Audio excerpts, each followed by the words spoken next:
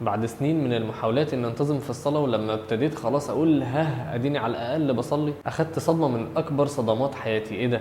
هي دي كده الصلاه؟ بدخل واخرج من الصلاه وان افتكر كلمه واحده من اللي قلتها ابدا، مفيش بنص جنيه تركيز، شلال افكار للمستقبل والام من الماضي واي كلام فاضي وما يحلاش الا وقت الصلاه. ومشكله الموضوع فعلا انه خارج عن السيطره، مش عارف بيجيبوه منين الخشوع اللي بيقولوا عليه ده. امسك قلبي قبل الصلاه واقول له اخشع عياض، الاقيه جايب لي حاجات وسط الصلاه والله هتكسف اقولها. سنين بقى في القصه دي لحد ما بدات افكر جديا ان ابطل صلاه. اصلها مش حركات بعملها وسط يومي وخلاص، انا خايف ربنا يعذبني اصلا على الاهمال والطريقه اللي بقف بيها قدامه دي. ما يمكن الاحسن اني ما اصليش الا لما اكون قادر اركز 100% عشان اعرف ادي الصلاه حقها، ويمكن ساعتها بقى احس بحلاوه الصلاه اللي بيقولوا عليها دي واعرف بيقفشوها منين، لان حرفيا الموضوع بقى تقيل ومرهق وخايف انه يبقى مجهود على الفاضي. وانا مش عارف المشكله فيا انا ولا في الصلاه، ليه عقلي مش قادر يفكر في اللي بقوله في الصلاه؟ تخيلت عقلي كده من جوه من ساعه ما بيصحى من النوم ويفتح خرطوم الافكار، هشتغل ايه وهاكل ايه وقافش مع مين وبحب مين، ويبدا عقلي يجري زي الرهوان ويحسب حسابات كل الحاجات دي، زي الراجل الرياضي اللي مقضي يومه كله تمارين، بيصحى من النوم وينزل يجري. بحس ان عقلي كمان مجرد ما يصحى من النوم بيفضل يجري.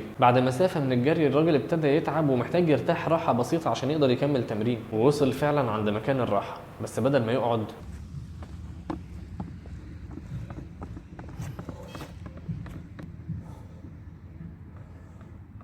وبعدين كمل جري، بس مفيش خطوتين وحس انه مرهق جدا لانه مرتاحش اصلا. بس الحمد لله شاف مكان تاني للراحه وقدر يوصل له بعد مجهود رهيب. اخيرا بقى هيرتاح، واكيد طبعا مش بنفس الطريقه اللي فاتت لانه تعب فيها جدا، والمره دي وصل لطريقه جديده يمكن تكون هي انسب طريقه للراحه. مش يمكن الكرسي ده عشان نستظل بيه. وطبعا بمجرد ما قرر يكمل تمرين اكتشف انها طريقه مرهقه ارهاق غير طبيعي، وانه مش قادر يكمل اليوم. وبالنسبه له دي لا يمكن تكون اماكن راحه، وهيبقى اسهل مليون مره لو ما وقفش عندها. بس افتكر ان الكابتن قال له ان اهم حاجه في التمرين هي اماكن الراحه، ومهما كنت تعبان اوعى تسيبها لان هي اللي هتخليك قادر تكمل. قرر انه يسمع كلام الكابتن وما يسيبش فعلا اماكن الراحه، لان هي اللي هتخليه قادر يكمل. وطبعا كالعاده خطوتين بالظبط وكان مستحيل يكمل. مستحيل يكمل لانه استخدم كل حاجه بشكل عكسي تماما، مع ان المطلوب منه كان بسيط جدا ومش محتاج اي عبقريه.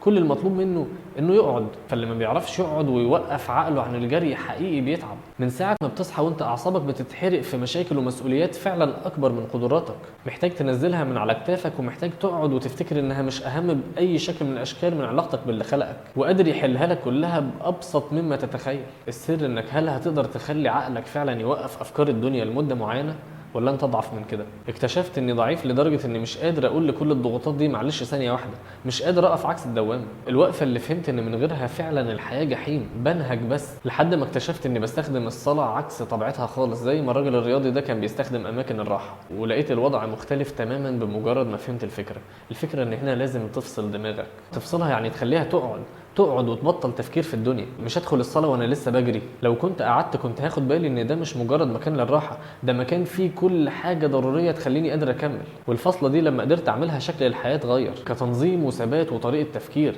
نظرتك لكل حاجه بتختلف تماما وبتقدر تدي لكل حاجه حجمها الطبيعي. وساعتها هتظهر قوه الصلاه واهميتها في حياتك بشكل يخليك مش قادر تستغنى عنها، وفعلا بتبقى مصدر قوتك واسعد لحظات حياتك. وطبيعي ان لو بستخدم الصلاه غلط ومش فاهم الهدف منها هتبقى مرهقه جدا.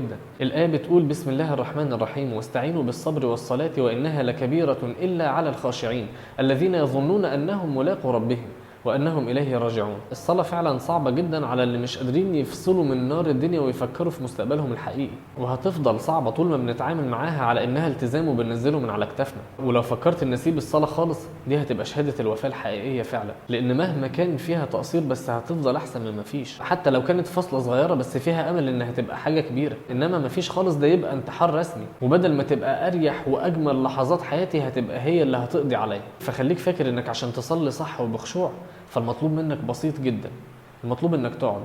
سلام.